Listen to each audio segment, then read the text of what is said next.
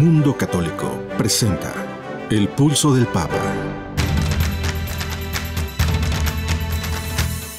El Pulso del Papa, desde Ciudad del Vaticano. Servicios informativos de Ver y Creer. La actividad pontificia y los acontecimientos de relevancia mundial, con enlaces directos a Radio Vaticana, CENI y Vatican Information Services. El Pulso del Papa, desde Ciudad del Vaticano. Servicios informativos de Ver y Creer.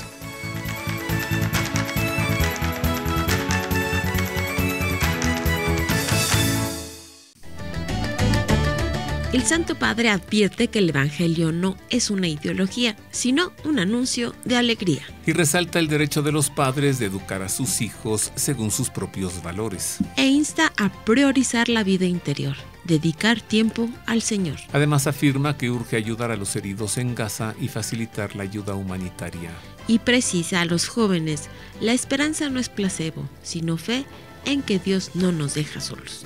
Francisco elogió a San Juan Diego, el vidente de la Virgen de Guadalupe. Diócesis de San Luis Potosí alertan sobre sacerdotes sancionados que ejercen el ministerio. Obispos se reúnen con aspirantes a la presidencia de México.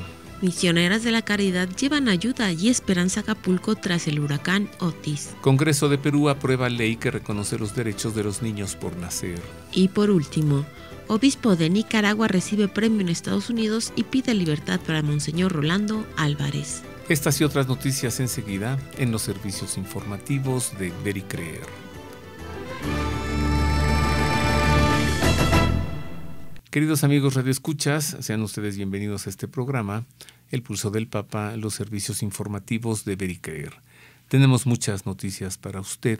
También hoy le daremos a conocer a los mártires del Japón. Tenemos mucho que informar, ¿verdad, Marisa? Sí, Roberto. Pues empecemos a conocer lo acontecido en la semana en el Vaticano y Europa. Sea usted bienvenido a la información.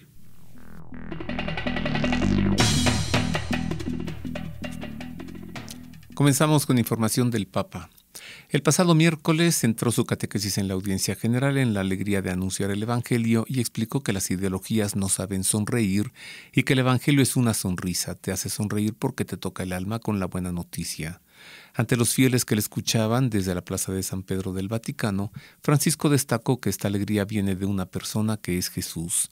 Les anunciamos a Jesús con alegría o no lo anunciamos, porque otro camino de anunciarlo no es capaz de llevar la verdadera realidad de Jesús, advirtió.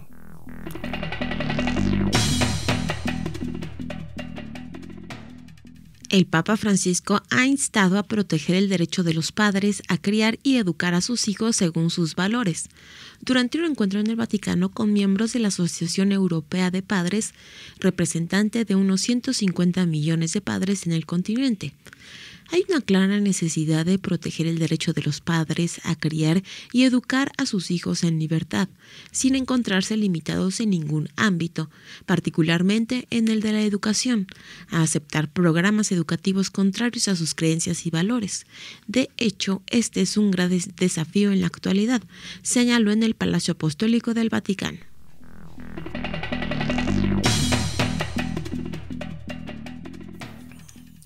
Francisco invitó a los fieles reunidos en la plaza de San Pedro a no estar tan atentos a las apariencias y en lugar de ello preocuparse por el cuidado de la vida interior, dedicando tiempo al Señor y a su palabra.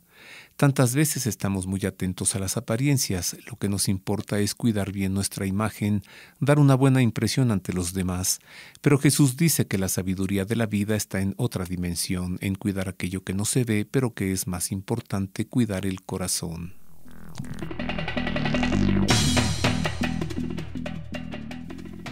El Papa Francisco expresó su preocupación por la situación en Israel y Palestina, mostrando su cercanía a quienes sufren en ambos lados de la guerra. Asimismo, hizo un llamado para facilitar la ayuda humanitaria en Gaza, proteger a los civiles y liberar a los rehenes. Mi pensamiento se dirige cada día a la gravísima situación en Israel y Palestina. Estoy cerca de todos los que sufren, palestinos e israelíes. Los abrazo en este momento oscuro y rezo mucho por ellos, expresó tras el rezo del Ángelus en la plaza de San Pedro.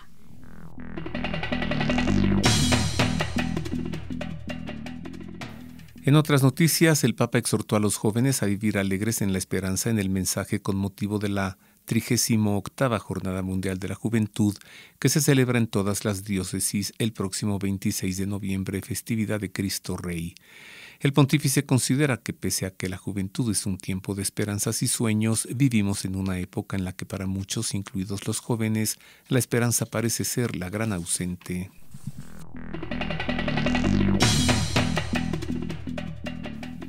En un mensaje con ocasión del 8º Congreso Eucarístico Nacional de México, el Santo Padre resaltó la figura de San Juan Diego como ejemplo de espiritualidad eucarística.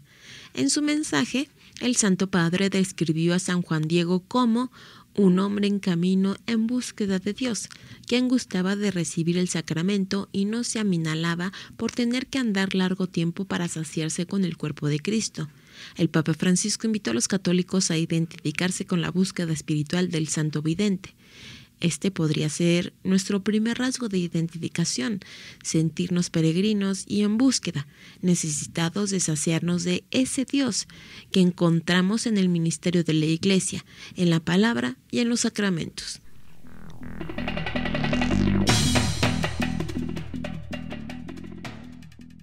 El Papa recibió en la Sala Clementina del Vaticano a los participantes en el 25º Capítulo General de la Congregación de las Hermanas Escolásticas de Nuestra Señora, fundadas por la Beata María Teresa de Jesús Gerardinger.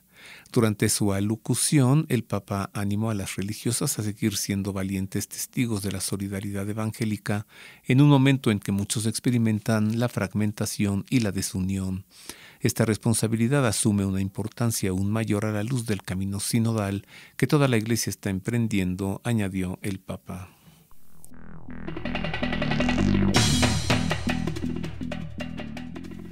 El Vaticano anunció que el Papa Francisco ha relevado al obispo Joseph Strickland de sus funciones en la diócesis de Tyler, en el estado de Texas, en los Estados Unidos, y ha designado a un administrador apostólico en su reemplazo.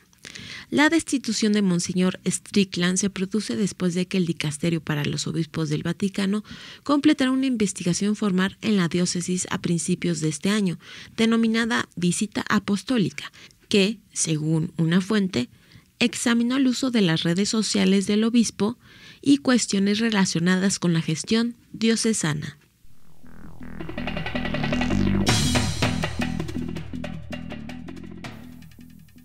En más del Papa y en una noticia que ha recorrido el mundo entero con mucha inconformidad, le informó que el Papa destituyó a Monseñor Joseph Strickland, obispo de Tyler, en los Estados Unidos, después de que se negara a renunciar, según el cardenal Daniel DiNardo, arzobispo de Galveston, Houston.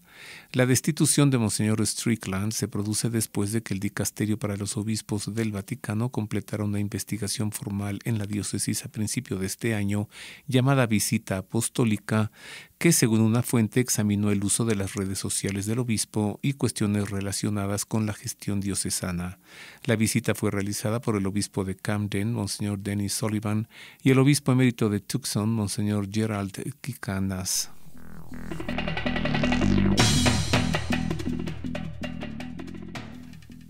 La Santa Sede reafirma que los católicos no pueden permanecer a la masonería y tienen prohibido afiliarse a una logia debido a su irreconciliabilidad con la doctrina católica. Así lo indicó el Dicasterio para la Doctrina de la Fe en un documento difundido el pasado miércoles 15 de noviembre con la firma de su prefecto, el cardenal Víctor Fernández, y con la aprobación del Papa. El escrito surge como respuesta a Monseñor Julito Cortés, obispo de Dumaguete, en Filipinas, quien expuso a la Santa Sede su preocupación debido a la situación provocada en su diócesis por el continuo aumento de número de fieles que ingresan en la masonería.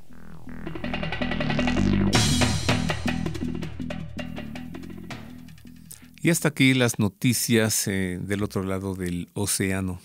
Más adelante le daremos a conocer noticias referentes a América y a México.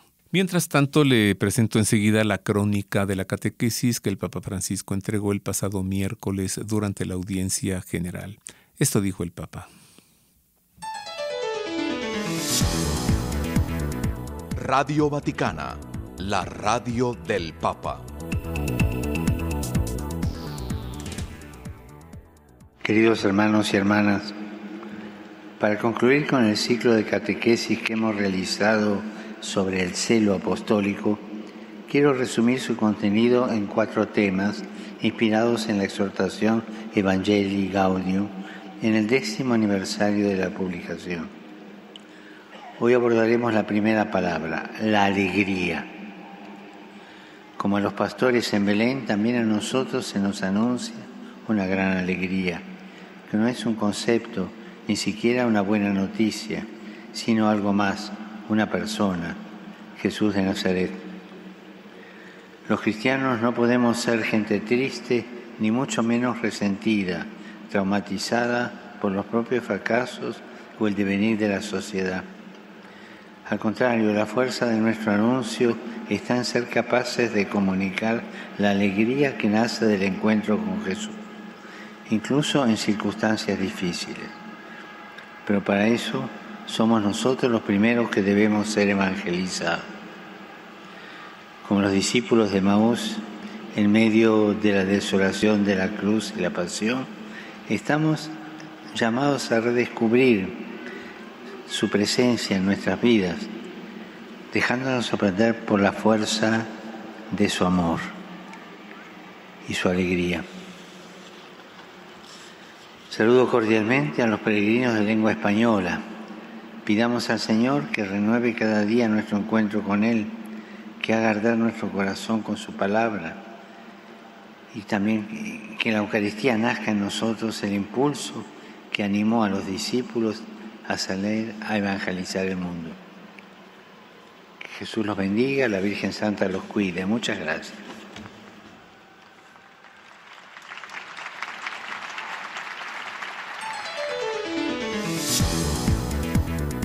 Radio Vaticana, la radio del Papa.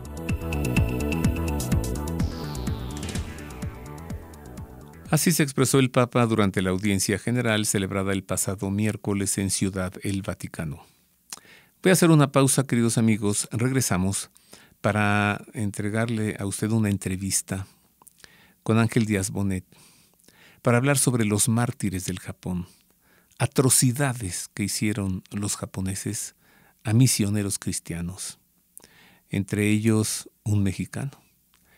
Después de una pausa, vuelvo con esto. Queremos conocer su opinión. Contáctenos en nuestro correo electrónico elpulsodelpapa@vericreer.com. Continuamos con más de los servicios informativos de Ver y Creer. Ahora, para que usted conozca en una entrevista la historia durísima de los misioneros cristianos que fueron a Japón. Nosotros sabemos de San Felipe de Jesús, mexicano, quien murió allí encruzado. Pero fueron muchos los demás mártires, entre ellos otro mexicano, Agustino. Y para hablar de esto, conversaré con Ángel Díaz Bonet, pues quien ha viajado mucho al Japón, conoce esta historia. Bienvenido, Ángel. Así que tú has estado en Nagasaki y en esos lugares de martirios de cristianos.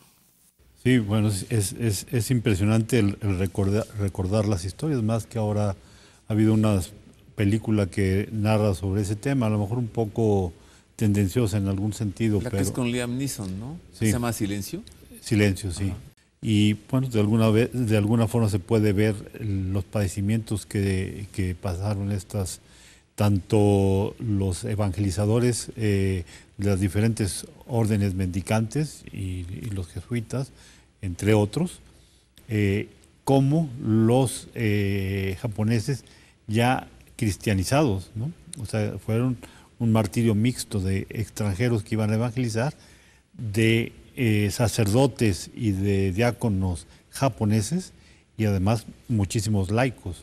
Entonces es un gran derramamiento de sangre para poder convertir ese país que efectivamente en sus primeros años va a dar muchos frutos, porque estamos hablando de que ya antes de que terminara el siglo XVI había cerca de 300,000 japoneses cristianos. Uh-huh.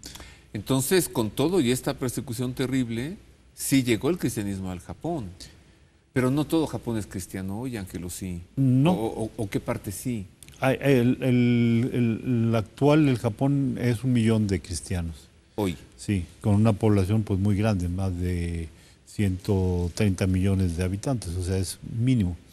Si esos 300,000 hubieran seguido en una dinámica, pues hubiera sido Japón un país cristiano, ¿no? Inclusive a principios de 1918 el primer ministro fue cristiano. Pero otra gran debacle para el cristianismo fue la bomba atómica, porque casi todo en el sur de Japón, en la parte de Fukuoka, Nagasaki, se vivían el 60% de los japoneses, de los cristianos. Solamente en Nagasaki había 67,000 cristianos, era una población mayoritariamente cristiana. ¿Tú sabes cuántos murieron en Nagasaki con la bomba que detonaron los gringos, la bomba nuclear? Sí, sobre 90,000. 90,000. O sea, si hoy hay 1 millón de cristianos, si no es por la bomba atómica, habría 1,100,000. Sí, porque el mayor punto de difusión era Nagasaki.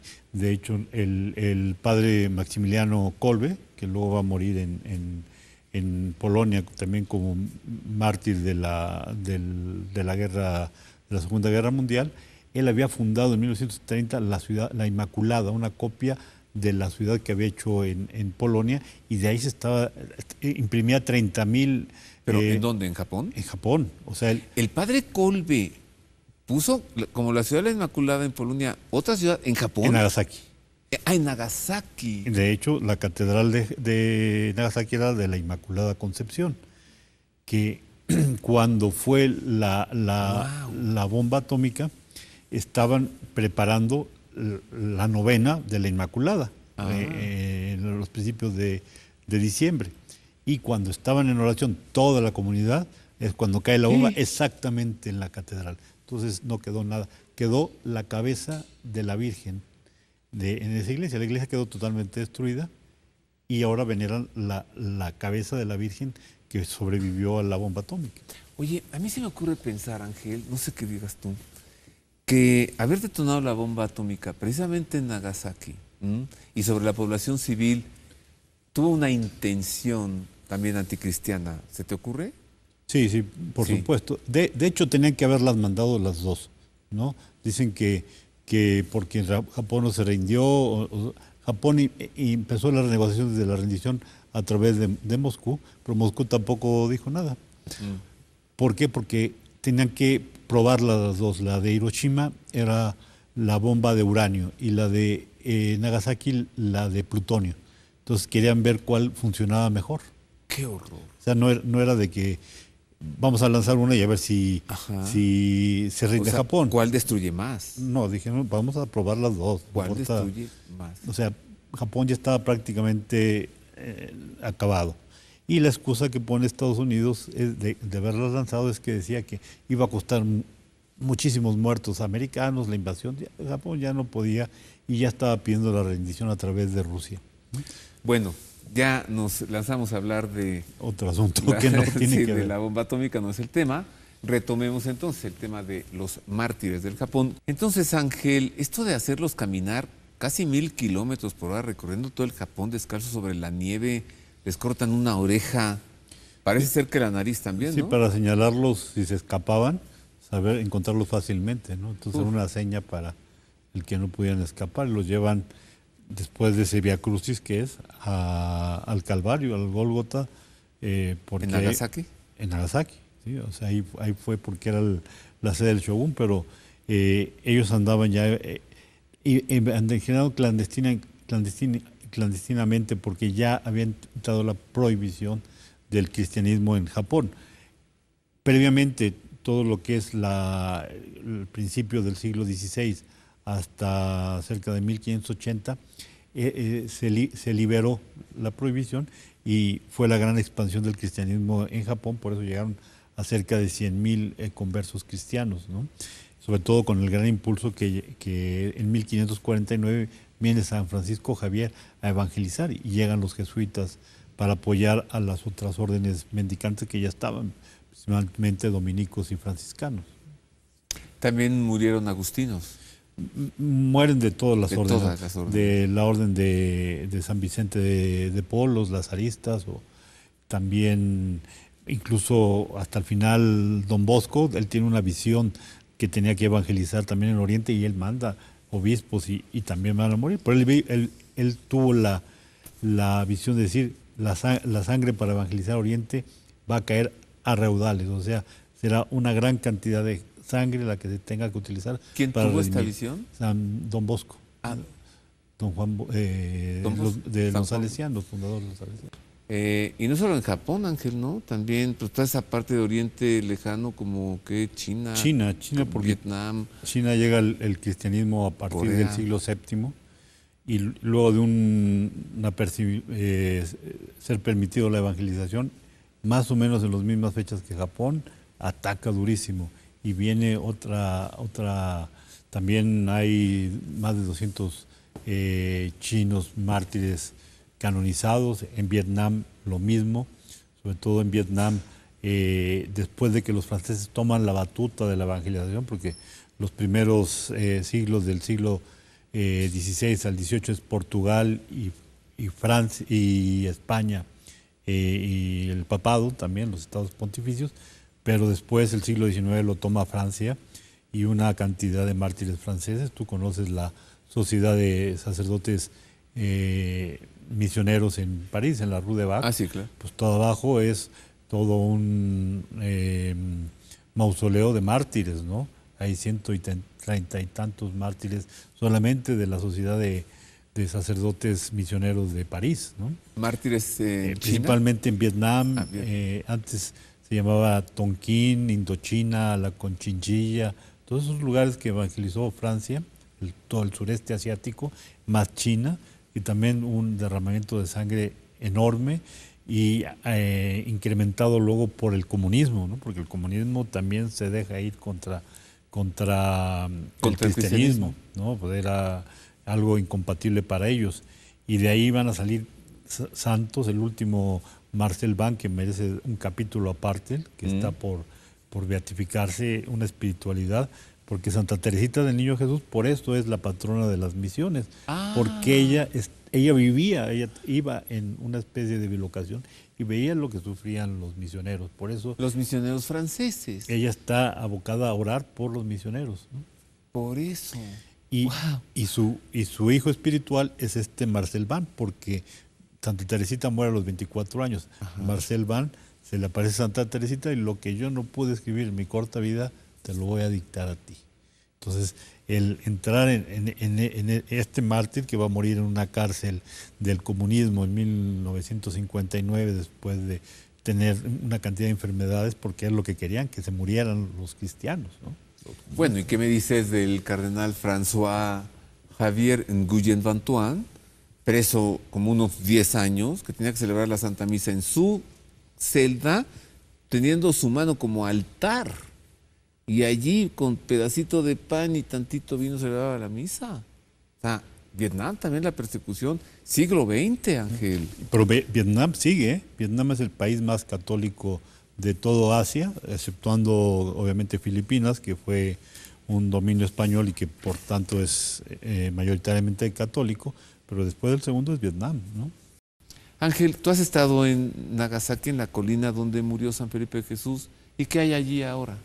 Bueno, ahí se ha hecho un memorial, ahí está un museo, y luego se han levantado las iglesias que estaban anteriormente tanto a las que fueron destruidas por los japoneses a partir del siglo XVII y las que luego fueron destruidas con la bomba atómica, porque se volvieron a levantar y en el siglo XIX, por los franceses, y después fueron vueltas a destruir con la bomba atómica y otra vez volvieron a levantar.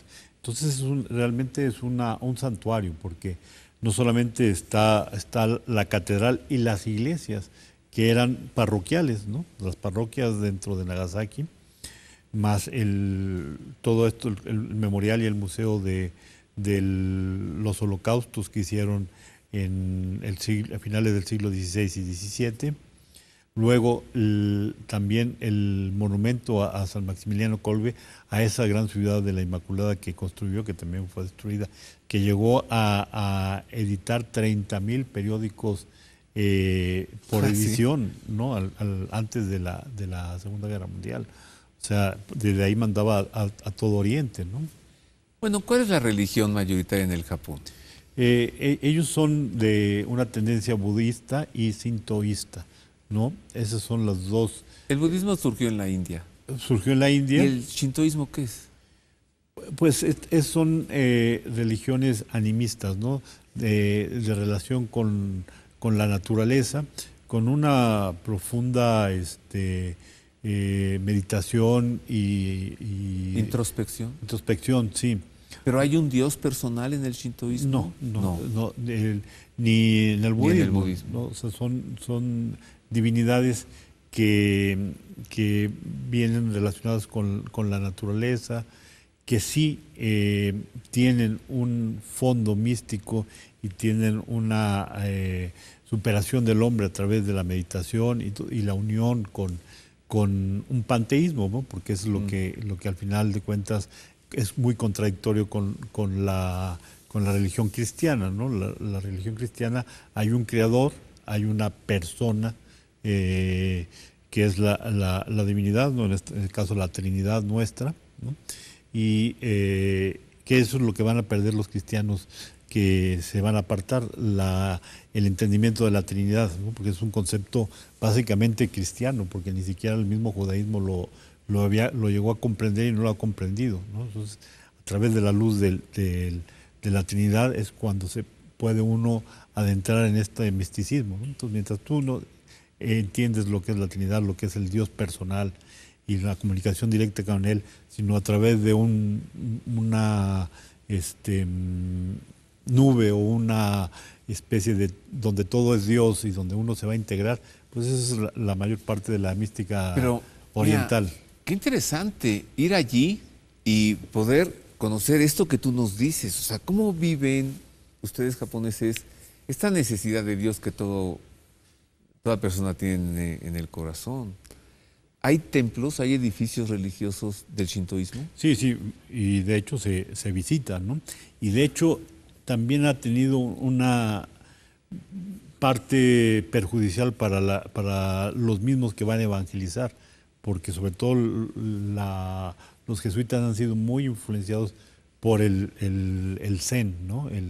Este tipo de religiones orientales que ha retroalimentado el cristianismo y de alguna forma lo ha desviado, ¿no? Cayendo en un sincretismo. Yo no puedo con esto. Mire, se lo diré más como fue.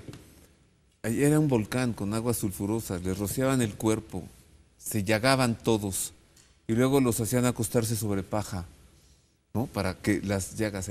Y luego un médico se las curaba y ya que estaban más o menos curaditos, otra vez al volcán, más agua, más llagas, otra vez acostarse en la paja.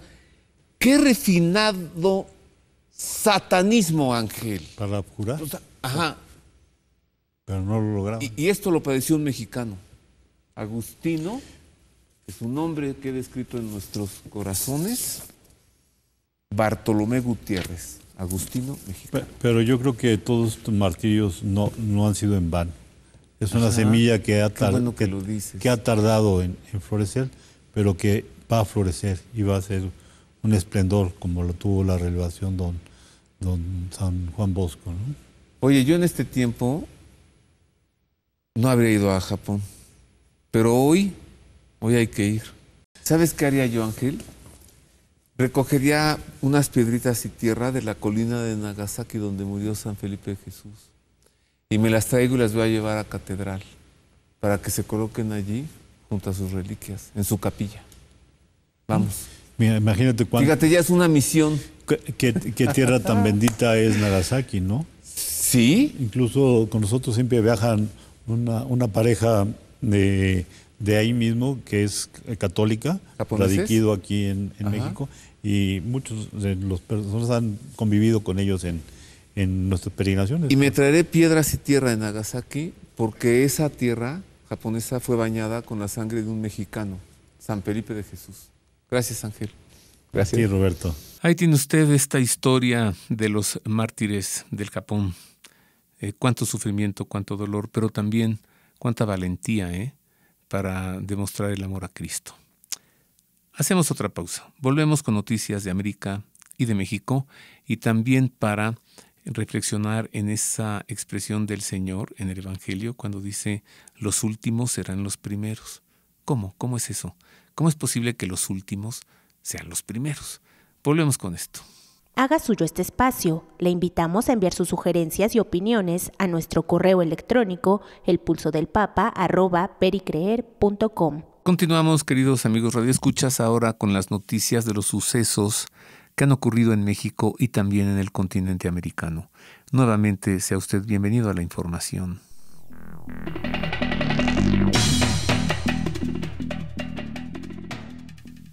Dos diócesis mexicanas alertaron a los católicos sobre sacerdotes que fueron expulsados del estado clerical y que aún ofrecen sacramentos a los fieles. La Arquidiócesis de San Luis Potosí, en el estado del mismo nombre, señala en un comunicado que Isabel Macías y Gerardo Cuellar son sacerdotes suspendidos por sus respectivos obispos en otras diócesis. Estas personas, continúa el mensaje, han estado celebrando sacramentos en algunos lugares de nuestra arquidiócesis, especialmente a los alrededores de las parroquias que se encuentran en la zona de Saucito y de Angostura.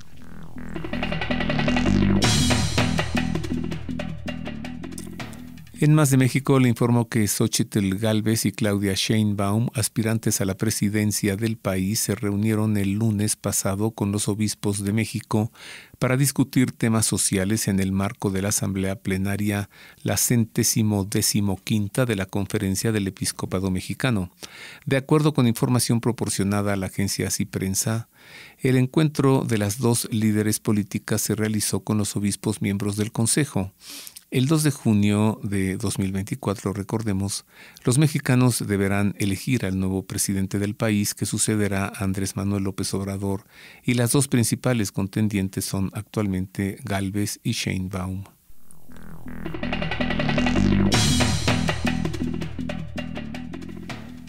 Las misioneras de la caridad, fundadas por Santa Teresa de Calcuta, llevaron ayuda y esperanza a Acapulco, azotado semanas atrás por el huracán Otis de categoría 5. En declaraciones a la agencia Así Prensa, el arzobispo de Acapulco, Monseñor Leopoldo González, indicó que 5 religiosas de las misioneras de la caridad llegaron por un periodo de 2 semanas para ayudar a los damnificados. Se están quedando en el seminario del Buen Pastor, señaló.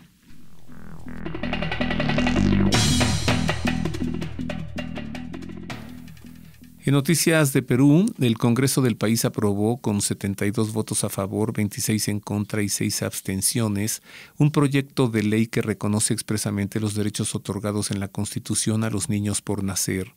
El congresista Alejandro Muñante, uno de los voceros del bloque Vida y Familia en Perú, señaló a la agencia Así Prensa que el propósito fundamental de la ley fue consolidar el derecho a la vida desde la concepción, que ya está establecido en nuestra Constitución y en el Código Civil y el Código de los Niños Adolescentes, así lo dijo. El parlamentario explicó también que para la redacción de esta ley se vio la necesidad de poder desarrollar y detallar una lista de derechos que justamente la Constitución busca proteger desde la concepción.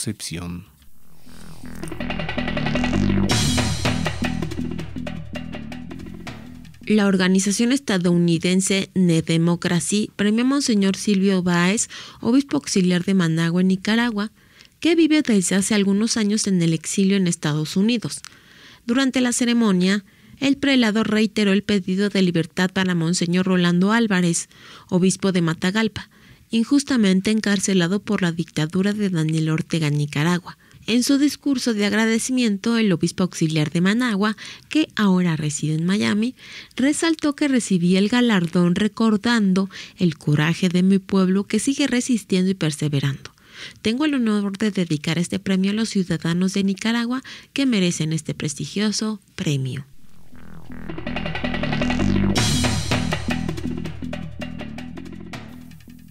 Ahora en noticias de Bolivia, en el marco de la Asamblea Plenaria, la Conferencia Episcopal Boliviana expresó su solidaridad y cercanía al obispo de San Ignacio de Velasco, Monseñor Robert Flock, al tiempo que denunció que este fue víctima de excesos por parte de fiscales que lo interrogaron como testigo de una causa contra un sacerdote. El obispo fue convocado a declarar en calidad de testigo por el caso de un sacerdote de la diócesis investigado por presunta violación y se encontró con un interrogatorio irregular de más de 5 horas a cargo de otros fiscales, como si se tratara de un supuesto culpable, señalan los obispos de Bolivia en un comunicado.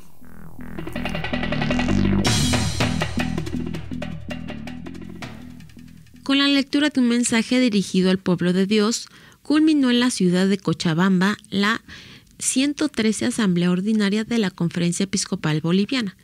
Durante los días de la asamblea, los obispos analizaron la situación política y económica del país y el mundo, en un contexto marcado por la violencia, el escenario eclesial y la necesidad de diálogo y paz en Bolivia. Otros de los puntos principales fue el análisis del medio ambiente y la ecología, el cambio climático y los incendios en tierras ancestrales.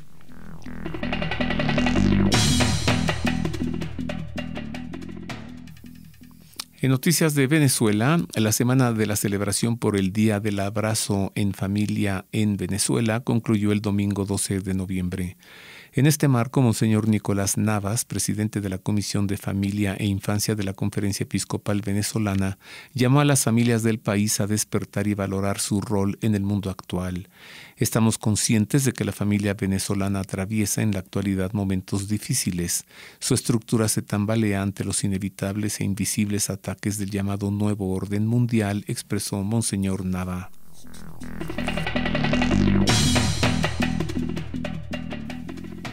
El arzobispo de Denver en los Estados Unidos, Monseñor Samuel Aquila, publicó una carta pastoral en la que lamenta que la aceptación cultural y la legalización de la droga, como la marihuana, han sido devastadoras para la sociedad.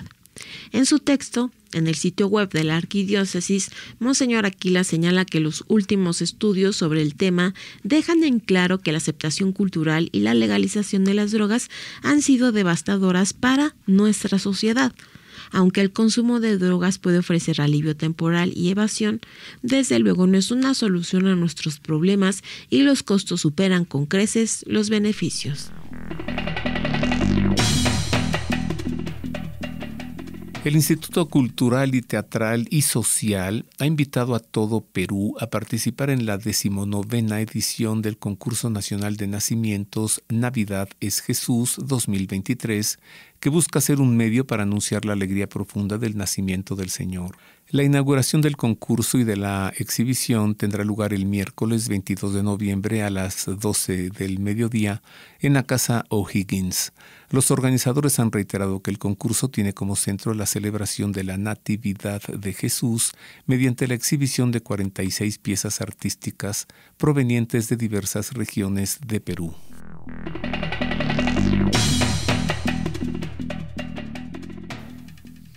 Y hasta aquí el resumen informativo de la semana de América y México. Y hasta aquí terminan las noticias. Usted ha quedado debidamente informado. Ahora escuchemos el editorial de esta semana, que hoy tiene como título Los últimos serán los primeros.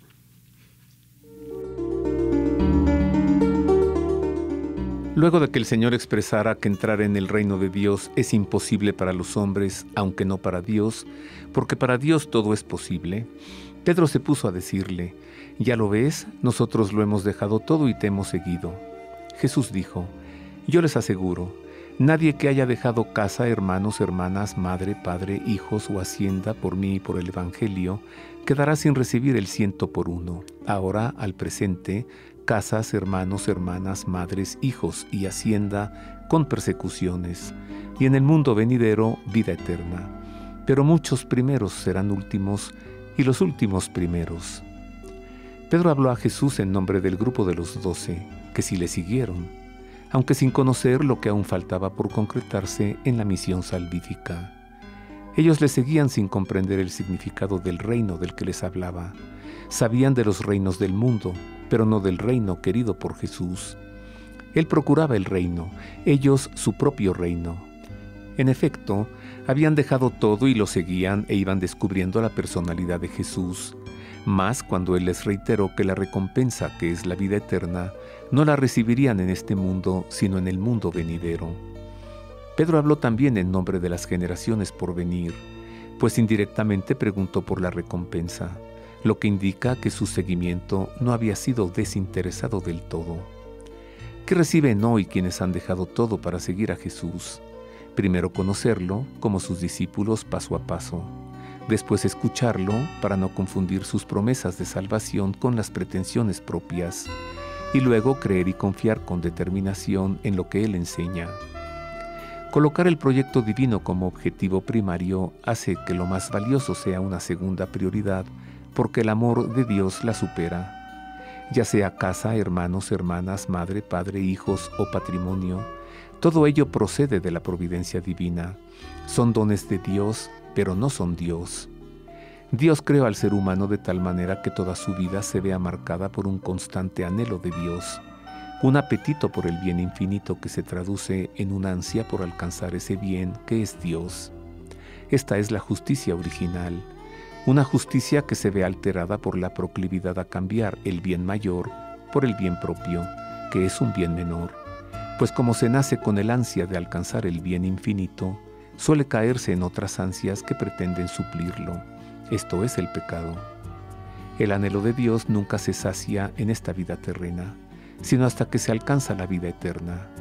El anhelo del bien menor o de las cosas naturales siempre se acaba.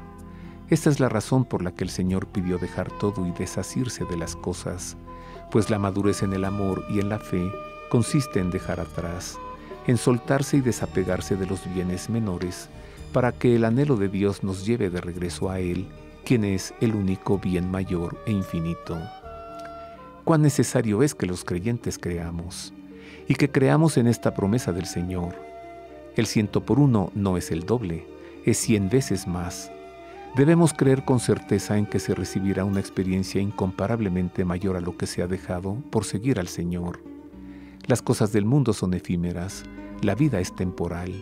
Seguir a Cristo no es pobreza, sino riqueza. No es una pérdida, es ganancia. Con persecuciones, pues tanto Jesús como los suyos conocieron el dolor que las autoridades judías les infligieron en la muerte de Jesús y en la muerte de los suyos. Es posible entonces que muchos primeros serán últimos y los últimos primeros. No para el mundo que confiere títulos y honores, aunque sí para Dios, que hace que los relegados sean considerados como los primeros para entrar en la eternidad. Por eso Jesús invirtió los valores, porque el mundo falseó las cosas. En nuestro tiempo, las persecuciones por causa de Cristo suelen ser sutiles cuando se sufre desdén o se es señalado como arcaico, y otras veces pueden ser agresivas y violentas. ¿Cómo reaccionar ante tal violencia que en ocasiones parece prevalecer? ¿Cómo dar un sentido a la vida cuando el mundo ha perdido el sentido? Cristo es quien le da sentido a las aspiraciones más íntimas del corazón, pues no puede haber sueños irrealizables cuando son suscitados y cultivados en el corazón por el Espíritu de Dios. Estando unido a Cristo, es posible ser un buen cristiano, sin desalentarse por padecer dificultades y persecuciones.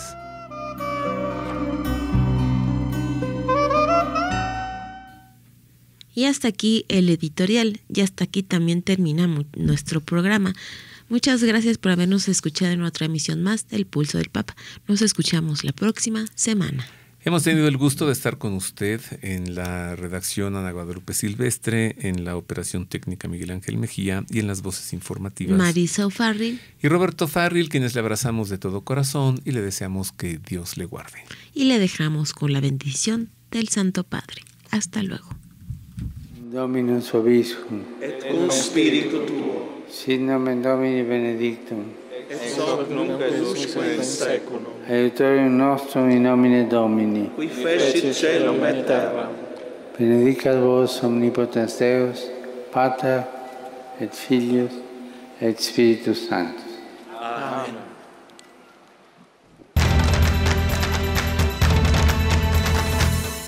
El Pulso del Papa, desde Ciudad del Vaticano.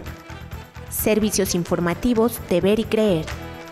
la actividad pontificia y los acontecimientos de relevancia mundial, con enlaces directos a Radio Vaticana, Zenith y Vatican Information Services.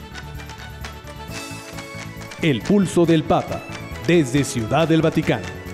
Servicios informativos de Ver y Creer.